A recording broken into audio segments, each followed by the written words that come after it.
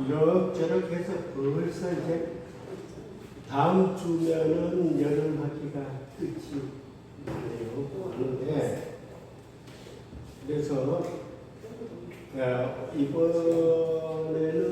이번 시간에는 12신사를 활용 그래요.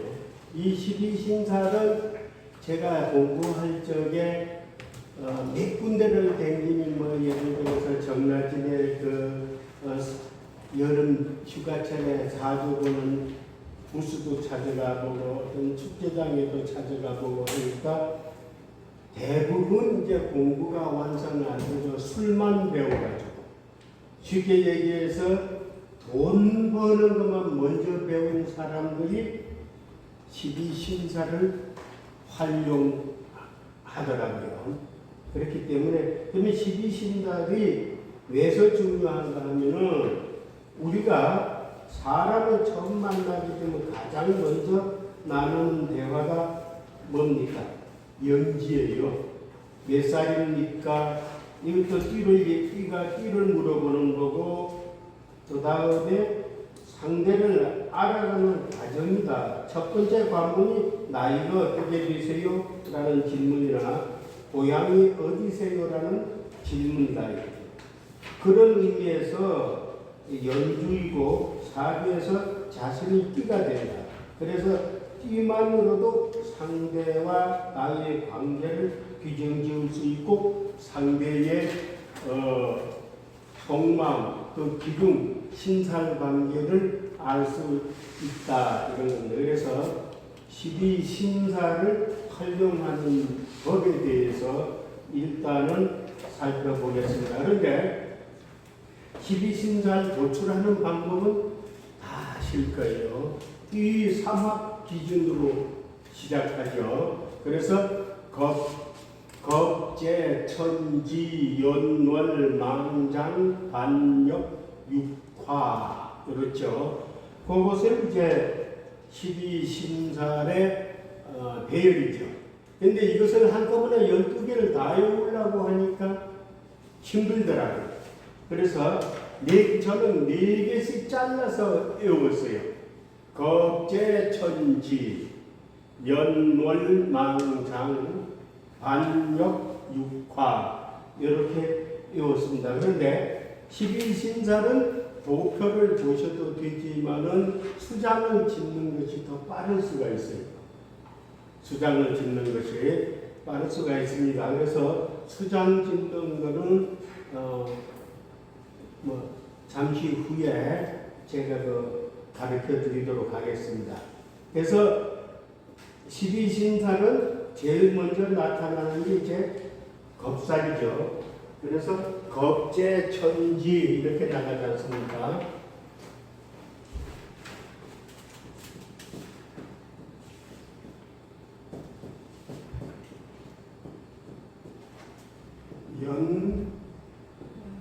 월, 망, 장, 반, 역,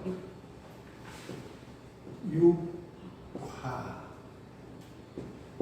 이게 12신사이죠. 그런데 여기 나쁜대로 의미는 우선 겁살. 이 겁살은 글자 그대로 겁탈당하다예요. 겁탈당하답니다. 오늘 나눠드린 유인물에 보게 되면 제일 먼저 나오는 게 겁살이죠. 그래서 내정. 이건 12신사를 기준으로 해서 찾아온 날짜에 일진으로 대입시켜가지고 뭐 때문에 왔느냐를 유출해내는 겁니다. 그런데 제가 참고만 하셔야 돼요. 그렇게 적중률이 안 맞더라고요. 그러나 참고로 감정이 실린 상태에서 본인 인생의 중대사를 물어보러 왔다. 그래서 예를 들면 진도 문제나 혼사 문제, 직장 문제로 왔더라. 뭔가 빼앗길 위기에서 어려움을 당하니까 직장도 빼앗기는 게 되고 혼사 문제도 말썽이 생길 수 있고 이런 걸로 이제 거의 오더라 이런 이론입니다. 그런데 직업의 전환, 토지의 환토, 뭐 임시인사, 헌신부부, 부유자식, 신복, 직속상관과 배반자, 종업원 이런데 다 내 거 뺏는 거예요. 쉽게 얘기해서. 그래서 그걸 가지고 생각을 하시면 되는데 이 직업의 전환, 토지의 전환, 이건 내정을 얘기하는 게 아니고 12신살 그 자체를 빼앗기다. 이건데 이제 그것을 함축시켜서 조금 더 세분화시켜 놓은 것이 이제 밑에 내용이 되는 겁니다. 그래, 임시이사, 그죠? 뭐 이런 거죠. 직속상관, 배반자, 종업원 이런 의미도 된다 얘기고, 곁에서 뺏어 먹는 자. 자, 겉에서 뺏어 먹는 자가 겁살이고, 속에서 뺏어 먹는 자는 망신살이다. 이런 얘기예요. 그리고 보상은 공시지가로 받는다. 즉, 제값 못 받는다. 예를 들어서 내가 어떤 가지고 있는 토지라든가 이런 것이 공공개발로 인해서 보상협의를 받아야 된다 하면은 공시지가로 받을 것이다. 이사는 겁살 방향으로 가면 안 좋다. 그래서 임시로 가는 이사다. 임시로 가는 이사다. 그러니까 이것은 아까 내정은 찾아온 날 일진으로 대입시키는데 이것은 사주에 있는 12신살로 대입을 시키는 거예요. 그래서 그렇게 보시면 돼요. 그래서 이사를 얘가 겁살 방향으로 가면 안 좋다 그러면은 인후 술생이라면은 서북쪽으로 가면 안 좋다 이런 얘기. 새는 서북 쪽만 있는 해 방향, 북쪽에서 서쪽으로 조금 기운데 그래서 골로 가면 안 좋다 이런 얘기고요. 집을 살 때 겁상 방향의 집은 집을 보고 사는 게 아니라 땅값을 보고 사는 집이다. 싼 집을 사서 수리나 새로 지으려고 하는 의미다 이런 얘기예요. 그래서 겁살 방향의 집을 산다 그러면 그렇게 해석하면 되는 거고요. 직접 상관이 겁살 뛰면은 인정받지 못하고 칭찬도 못 받는다.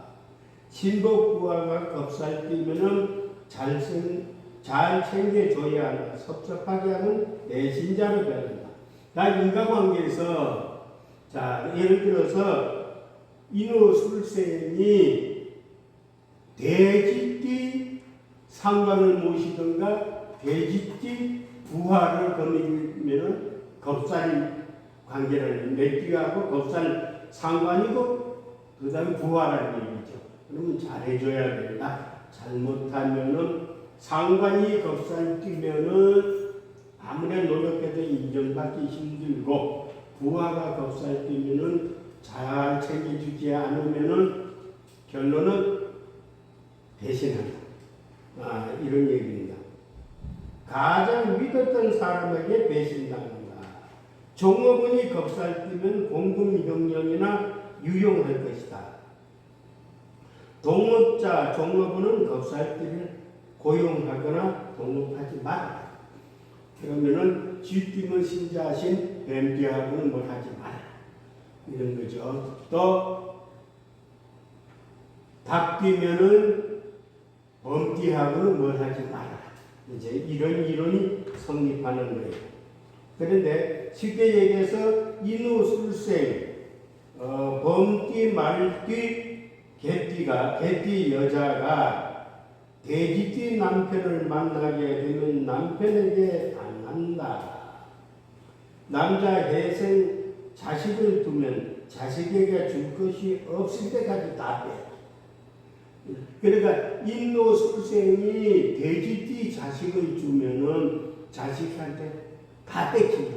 없을 때까지 뺏긴다. 이런 거예요. 그래서 나머지도 그렇게 생각하는데 쉽게 얘기해서 신자신 원숭이띠, 쥐띠, 용띠가 뱀띠 남편을 두게 되면 남편한테 뺏기고, 또 뱀띠 자식을 두게 되면 자식한테 다 뺏긴다. 이런 의미예요. 그래서 겁살의 의미는 겁탈당하다, 관계를 빼앗기다. 그 겁살은 빼앗기도 겉으로 뺏는 거예요. 그렇죠. 겉으로 뺏는다는 뭐냐, 관계를 뺏는다, 이런 이유도 돼요. 근데 망신살은 뒤에서 빼는 거, 속으로